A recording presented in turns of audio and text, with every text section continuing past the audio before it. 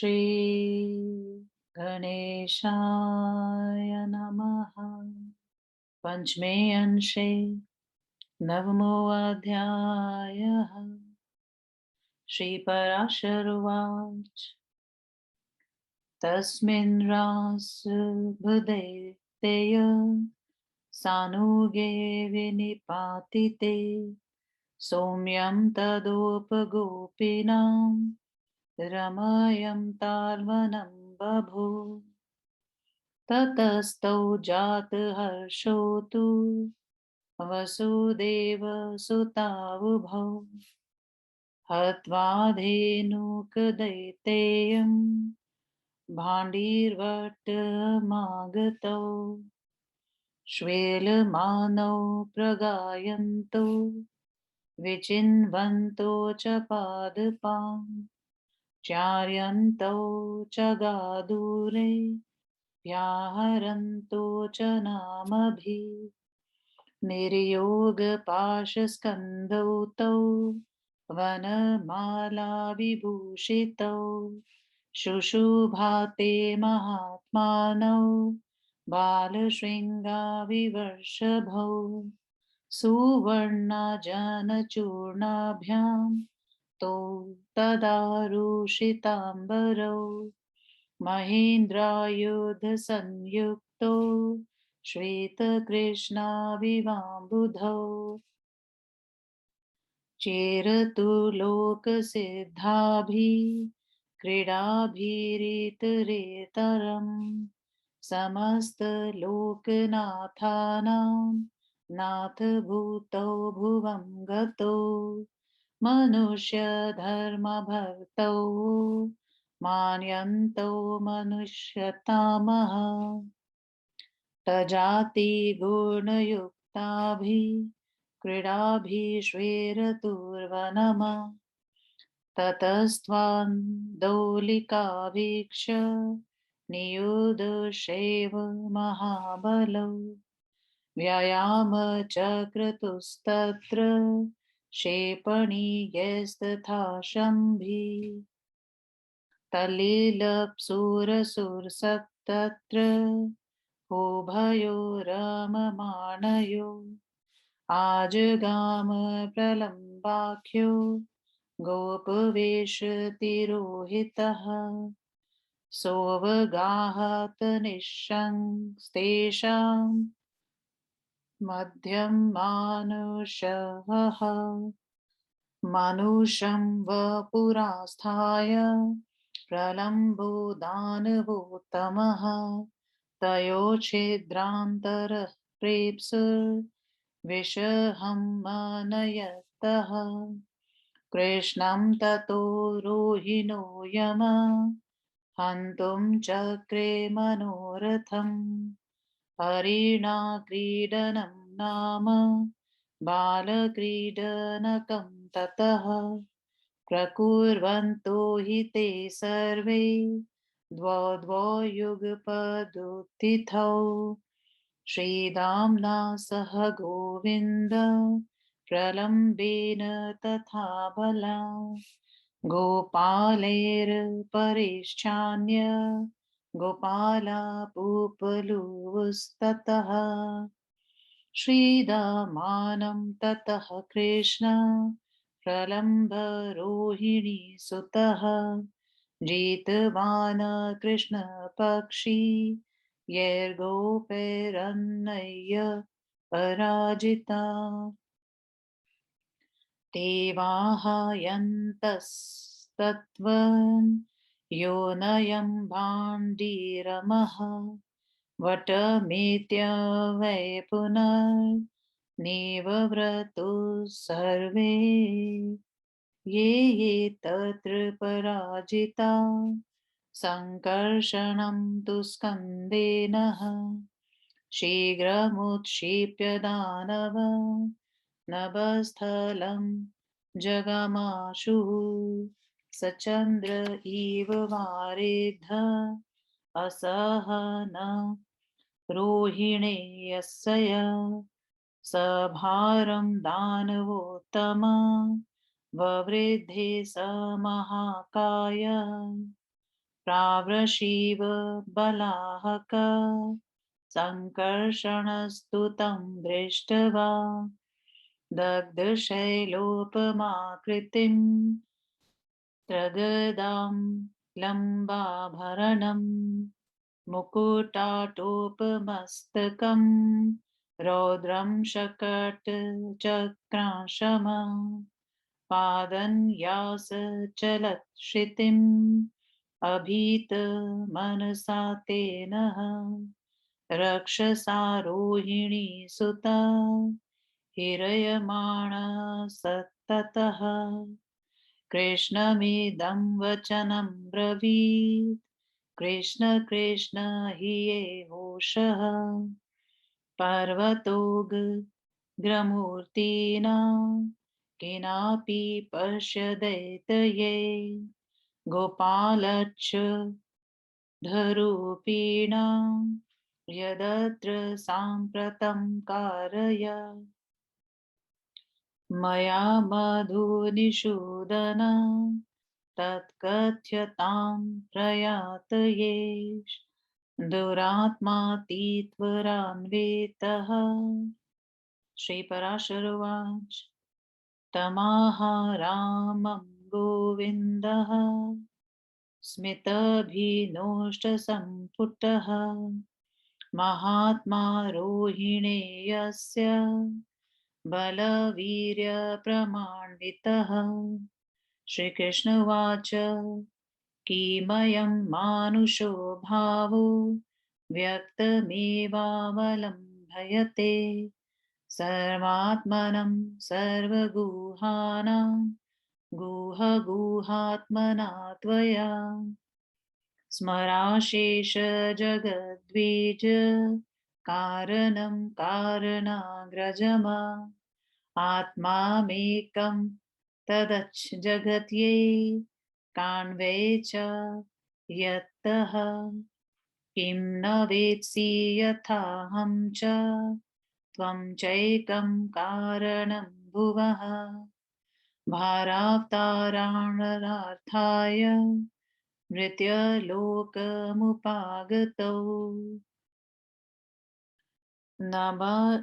नभशिशरस्ते अम्बु वहाश्वकेशाः पादोषितिर्वक्तत्र नन्तवहि सोमो मनस्ते श्वसितं स्मीरणो दिशचतस्रोऽवयः बाहवस्ते सहस्रवक्त्रौ भगवन् महात्मा सहस्रहस्ताङ्गीर शरीरभेदः सहस्र पदोद्भवयोनिरा धःसहस्रशस्त्वामः मुनयो गृह्णन्ति दिव्यं हि रूपं तव विधिनान्यो देवैरशेषैर्वातारुपमा तदर्च्यते वेत्सि न किं यदन्ते तव ययेव विश्वमा लयं भयूपैति त्वया धृतेयं धरणीयः बिभर्ति चराचरं विश्वं नन्तमूर्ते कृतादिभेदैरज कालरूपो निमेषः पूर्वो जगदेतत्सि अतं यथा बाण्डवः वह्निनाम्बुहिमस्वरूपं परिग्रहकास्तमा हिमाचले भानुमर्तो अशुसङ्गा जलत्वं भयेतिः पुनस्तदेव एवं त्वया संहरणे अतमेतः तजगत् समस्तमा त्वदधीनः कम्पुना तवैव सर्गायः समुद्धतस्य जगतवमे भयतः यनुकल्पमीशः भवानहं च विश्वात्मा नेकमेव च कारणं जगतो यस्य जगत्यर्थे विधेनामाव्यवस्थितौ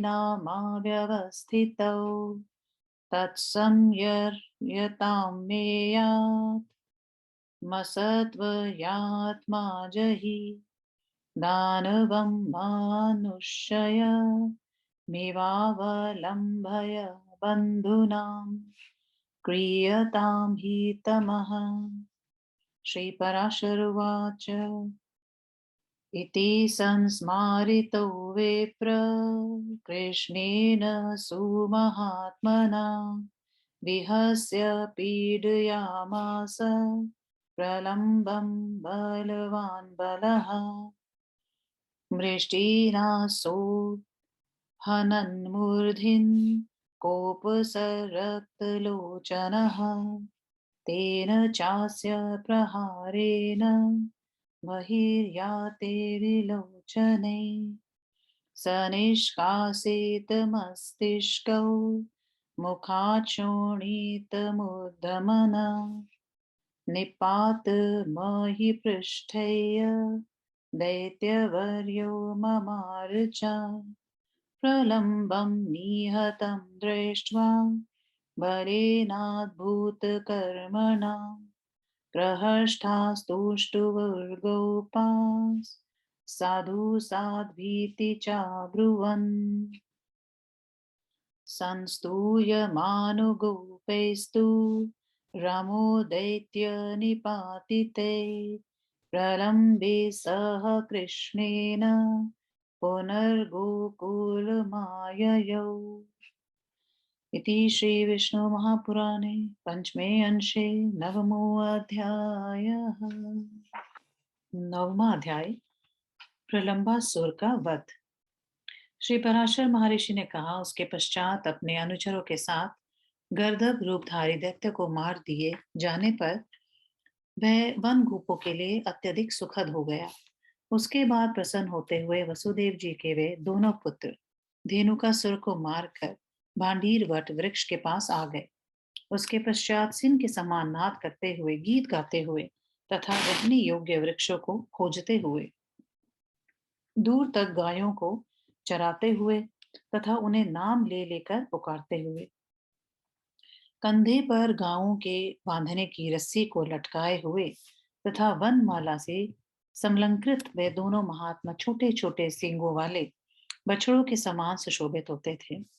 सुवर्ण के समान पीतांबर तथा नील वस्त्रों को धारण किए हुए वे इंद्रधनुष से सुशोभित भगवान कृष्ण एवं श्वेत मेघ के समान बलराम जी सुशोभित होते थे। पृथ्वी पर अब तीन समस्त लोकनाथों के भी नाथ वे दोनों परस्पर में लोक प्रसिद्ध क्रीड़ाओं को करते थे। मनुष्य धर्म में संलग्न तथा मनुष्यों को महत्व देते हुए मनुष्य जाति के गुणों से युक्त क्रीड़ाओं को करते हुए वे वन में विचरण करते थे। उसके बाद आंदोलिकाओं दो गोपों के हाथों को मिलाकर बनाई गई झूला परस्पर की कुश्ती एवं पत्थर फेंक कर वे दोनों महाबलवान अनेक प्रकार के व्यायाम करते थे।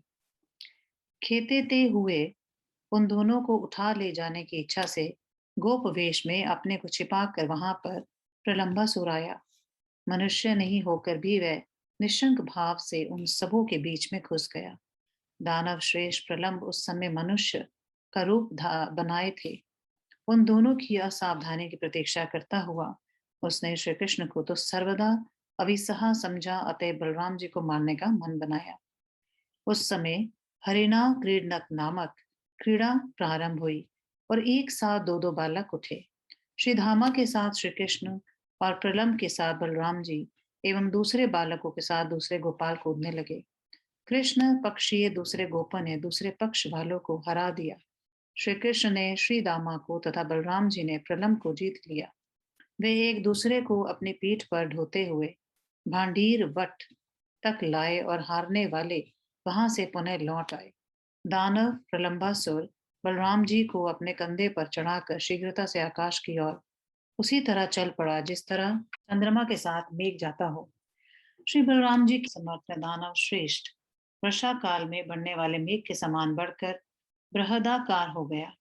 दग्ध शैल के समान आकार वाले, माला तथा आभूषण धारण किए हुए, सिर पर मुकुट धारण किए हुए, भयंकर गाड़ी के पहिए के समान आंख वाले और अपने पैर के रखने मात्र से पृथ्वी को कंपा देने वाले, निर्भय होकर उस राक्षस के द्वारा ले जाए जाते हुए श्री बलराम जी ने भगवान श्री कृष्ण से कहा, हे कृष्ण, देखो गोपाल का छद वेश धारण करने वाले, पर्वत के समान ऊंचा शरीर वाले किसी दैत्य के द्वारा मैं ले जाया जा रहा हूँ। इस समय मुझे क्या करना चाहिए, यह बतलाओ। हे मधुसूदन, यह दुष्ट मुझे शीघ्रता से ले जा रहा है। श्री पराशर महर्षि ने कहा, रोहिणी पुत्र बलराम जी के बल तथा पराक्रम को जानने वाले भगवान गोविंद ने मुस्कुराते हुए श्री बलराम जी से कहा। श्री कृष्ण ने कहा, हे सर्वात्मन, समस्त गुहों में अत्यंत बहु स्वरूप होकर आप इस मानुष भाव को स्पष्ट रूप को क्यों अपनाए हैं। प्रलय काल के समय संपूर्ण जगत के कारणों में सर्वश्रेष्ठ कारण स्वरूप जो आपका स्वरूप है, उसका आप स्मरण करें। क्या आप यह नहीं जानते हैं कि आप और मैं दोनों जगत के एकमात्र कारण हैं और पृथ्वी का भार उतारने के लिए मृत्युलोक में आए हैं। आकाश ही आपका सर है, मेघ आपके केश हैं, पृथ्वी ही आपके दोनों पैर हैं और अनंत अग्नि आपका मुख है। चंद्रमा ही मन है, वायु ही आपका श्वास है। हे अव्यय, ये चारों दिशाएं आपकी भुजाएं हैं। हे भगवान, आप महाकाय हैं। आपके हजारों मुख हैं, हजारों हाथ, पैर तथा शरीर है। आप हजारों ब्रह्मा के आदि कारण हैं। मुनिजन आपका हजारों प्रकार से वर्णन करते हैं। सभी देवतागण में से कोई भी आपके दिव्य रूप को नहीं जानता है। अतएव वे आपके अवतार रूप की ही अर्चना करते हैं। क्या आप यह नहीं जानते हैं कि प्रलय काल में यह संपूर्ण जगत आप में ही लीन होता है। अनंत मूर्तें आपके द्वारा धारण की जाकर यह पृथ्वी चराचरात्मक विश्व को धारण करती है। हे अज, कृत आदि वेदों वाले निमेशाधि काल स्वरूप आप इस जगत का संहार करते हैं। जिस तरह वाडवांगनी के द्वारा पिया गया जल वायु के द्वारा हिमालय पर प्रक्षिप्त होकर हिम का रूप धारण कर लेता है, पुनः वह सूर्य की किरणों का संसर्ग पाकर पुनः जल का रूप धारण कर लेता है। इसी तरह यह संपूर्ण जगत आपके ही द्वारा संहत होकर आपके अधीन रहता है और प्रत्येक कल्प में आपके सृष्टि करने के लिए उदत होने पर जगत के रूप में परिणत हो जाता है। हे विश्वामन, आप और मैं दोनों ही जगत के एकमात्र कारण हैं। इस जगत का कल्याण करने के लिए हम दोनों अलग अलग हुए हैं। अतएव हे हमें आत्मन, आप अपने स्वरूप का स्मरण कीजिए। इस दानव का वध मनुष्य रूप से करके अपने बांधवों का कल्याण कीजिए। श्री पराशर महर्षि ने कहा, हे विप्र, इस तरह से कृष्ण के द्वारा याद दिलाए जाने पर बलवान बलराम जी ने प्रलंब को दबाया। क्रोध से अपनी आंखें लाल करके उन्होंने प्रलंब के सिर पर मुक्के से प्रहार किया। उससे उसकी आंखें निकलकर बाहर आ गईं। उसके पश्चात वह दैत्य श्रेष्ठ मस्तिष्क के फट जाने से मुंह से खून वमन करते हुए पृथ्वी पर गिर कर मर गया। अद्भुत कर्म करने वाले बलराम जी के द्वारा प्रलंब को मारा गया देखकर गोपों ने उनकी स्तुति की और उनकी प्रशंसा की। प्रलंब दैत्य के मार दिए जाने पर गोपों के द्वारा स्तुति किए जाते हुए बलराम जी पुनः भगवान श्री कृष्ण के साथ गोकुल में आए। इस तरह श्री विष्णु महापुराण के 5वें अंश के 9वें अध्याय का श्री प्रसाद द्विवेदी श्रीधराचार्य कृत हिंदी अनुवाद संपूर्ण हुआ। ओ